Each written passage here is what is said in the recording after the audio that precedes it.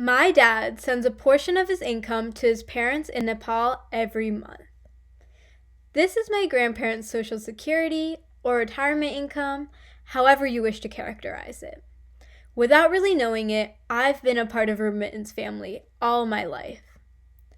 In 2016, remittance flows to Nepal accounted for 31.3% of the country's GDP, the largest proportion of any other country in the world. Remittances have a larger impact on Nepal's economy than foreign direct investment and net official development assistance, and it provides the critical liquidity needed in order to support the country's banking system. Now, my grandparents were fortunate enough to work in formal industries their whole lives, which means that they have access to regular banking services and technology, which makes communication about the remitting process easier for them. However, in Nepal, 70% of the economically active population is involved in the informal economy, which means they face barriers to accessing key financial services. Coupled with the estimated 25,000 migrant workers that migrate abroad every month in order to support their families back in Nepal, it is clear that a sizable portion of the country is being left out of formal remittance structures and are forced to rely on other backdoor informal methods in order to send money. Now, this problem is not unique to Nepal. Globally, in 2017, the remittance economy was estimated to be around $613 billion US dollars. For perspective, that number is more than 3 times the size of official development assistance in 2017. And this is just the information captured through formal remittance methods. We can expect remittances from the informal flow to substantially increase this figure, proving the importance of remittances to people and countries all around the world. The remittance world is complex and diverse. People in both the formal sector and informal sector participate in this practice. The vast majority of remittance receivers depend on remittances for survival. Remittances cross socioeconomic strata and citizenship status, and they can be sent across borders or internally. For this video, we'll focus on unbanked and underbanked populations who rely on remittances in their everyday lives. Formal methods of remitting money include through banks and credit unions and money transfer services, the most popular of which is Western Union. Some people also use checks and money orders as well as prepaid cards. However, all of these options often include exorbitant fees and require constant access to financial services, which is not always possible for underbanked populations. People without access to formal banking services often resort to informal methods of sending remittances. This may include sending cash in the hands of trusted community members in order for them to hand deliver it to the desired recipient. The informal pathways clearly come with the risk of the money not getting delivered on time or getting lost or stolen in the process. But people are often forced to use informal channels despite these risks, since they have no other option due to extreme transaction costs and little trust in the banking system. This is why another solution is required for the financial security of underbanked remittance senders and receivers. Enter Fintech, or financial technology, specifically digital payment applications.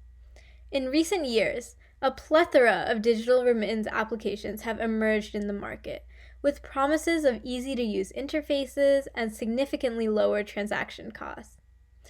This technology is exactly what is needed in order to put money back in the pockets of economic migrants and their families.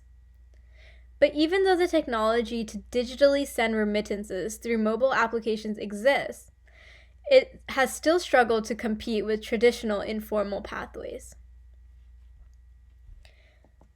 The need for digital remittance payment options has never been more timely. Due to the COVID-19 pandemic, millions of migrant workers were put out of work, unable to send money back home to support their families. According to the World Bank, global remittances are projected to decline sharply by about 20% in 2020 due to the economic crisis induced by the COVID-19 pandemic and shutdown. In fact, remittances to low and middle income countries are projected to fall by 19.7%, representing a loss of a crucial financial lifeline for many households. And who is hurt the most by the frozen economy during the lockdown? Underbanked populations around the world. For some, travel restrictions have caused disruptions in the informal cash flow mechanisms that they rely on. For others who are sent home, migrant workers find themselves back with family but with no money to support them.